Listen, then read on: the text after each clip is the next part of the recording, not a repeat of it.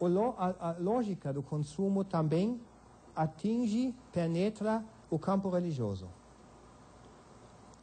Eu acho que isso mostra-se em algumas tendências concretas. Por exemplo, no budismo, né, uma religião que me interessa muito pela pesquisa que eu estou fazendo, existe um determinado tipo, chama-se Dharma-hopa, que é aquele que entrou em um determinado momento no campo budista, no budismo da Sri Lanka, por exemplo, o budismo Theravada, um determinado tipo de budismo. Depois de um determinado tempo, ele vai para o budismo tibetano. Ele ainda é budista, mas ele está fazendo um outro tipo de budismo. E no fim ele acaba ficando num templo da terra pura, budismo japonês, devocional, que não tem muitos traços particulares diferentes. Esse tipo de Dharma-hopa é alguém que não desenvolve um compromisso claro nem com uma instituição, nem com uma linha. Ele é budista no seu auto-reconhecimento, mas passa por várias subcategorias do budismo, sem necessariamente um compromisso claro com o mestre, alguma coisa assim. Talvez o budismo não é necessariamente um bom exemplo, mas existem, por exemplo, porque o budismo é bastante individualista normalmente, pelo menos do ponto de vista ocidental. Mas você tem outras formas, por exemplo, este reconhecimento de que o brasileiro poderia, sem problemas, participar em várias ofertas religiosas. Até simultaneamente, na segunda-feira ele vai para um centro espiritista, no espírita, depois ele vai para lá, conforme das suas necessidades. Ou, conforme seus problemas temporais, ele vai optar por algumas ofertas. Quando ele tem um problema financeiro, ele vai para uma igreja que prega a teologia da prosperidade. Quando ele está doente, ele vai para um centro jurei para se curar, simplificando, não desvalorizando aquilo. Todo mundo tem seu direito de conviver sua religião. Mas são observações a partir do Bauman que explica um pouco que esse tipo de religiosidade é talvez uma expressão mais clara e mais autêntica da pós-modernidade do que ainda esta existência de uma única religião. Nesse sentido, a religião aproxima-se à magia.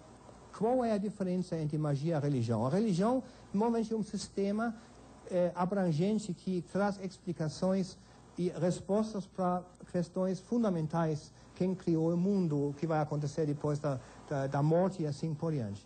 A magia, já pesquisada por Balinovsky, Durkheim, grandes sociólogos, são vamos dizer, soluções pontuais práticas. Quando você, no hinduísmo, tem problemas com a chuva, você vai procurar um mago para que ele fizesse um ritual, performasse um ritual para criar a chuva. Você não precisa acreditar no mago, você não precisa de uma relação constante com este mago. Quando você precisa dele, você vai para lá e ele vai fazer alguma coisa pontual que corresponde com a sua necessidade pontual nesse momento. Não a grande cosmovisão que você adota deste mago, não. São elementos mágicos, práticas, aqui e agora. A religião, parece-me, pelo menos em algumas camadas, está se transformando em uma religiosidade mais mágica nesse sentido. Eu, pessoalmente, eu acho que uma espiritualidade profunda é caracterizada também pelo amor pelo outro, pelo respeito da dignidade do outro, e isso, para mim, implica também a liberdade de opção. E nesse sentido, eu sou muito pós-moderno na minha argumentação, de viver aquilo que ele acha profundamente de seu próprio coração como algo autêntico religioso. Talvez seja uma ideia talvez final para pensar um pouco sobre isso. Se realmente a individualização é tão avançada, nós podemos virar este problema da individualização, porque nós somos também sozinhos, porque vendo os outros que são diferentes de nós, isso nos deixa sozinhos. Como superar essa solidão? Abrir o coração. Não necessariamente avaliar a letra, a correspondência daquilo ele cita mas como ele é, como ele vive. Eu acho que nenhuma pessoa merece uma desqualificação. O Senhor não fez isso, eu estou agora já exagerando, apontando por outra coisa, mas eu acho que isso falta no mundo pós-moderno. Este relaxamento diante do outro.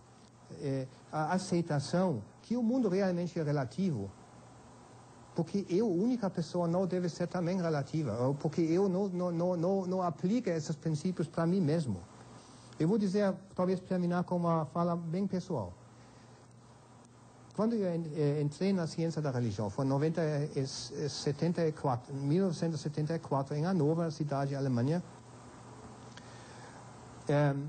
E quando eu saí, depois como doutorando, eu percebi que minha própria religiosidade se transformou. Conhecendo o mundo religioso, histórico, geográfico, em outras partes do mundo, eu viajei muito, encontrei budistas, hindus, muçulmanos. Atrás de todas essas ideologias que as religiões também apresentam, sempre são seres humanos, que têm desejos, que têm algo para oferecer. E quando eu saí da universidade, eu acho que eu não tenho mais nenhum recurso para falar sobre minha própria religiosidade. Eu fiquei sem conceito daquilo que eu estou pensando. Eu não posso dizer, olha, isso é a minha religião, eu gostaria de defender isso. Não. O que resta é silêncio. E silêncio diante deste fenômeno religioso que é tão rico, tão amplo, tão diversificado, que eu tenho respeito por todas essas expressões. Eu acho que o que diferencia o ser humano do animal, que ele tem este desejo para o maior, para o absoluto, esta religação que ele deseja e vive ainda. E eu acho que isso é uma coisa que nos une e não necessariamente nos separa. O problema começa quando nós usamos nossas linguagens, porque eles não atingem, eles não abrangem este mistério atrás de todas essas coisas que talvez, do ponto de vista pré-moderno, ainda existem.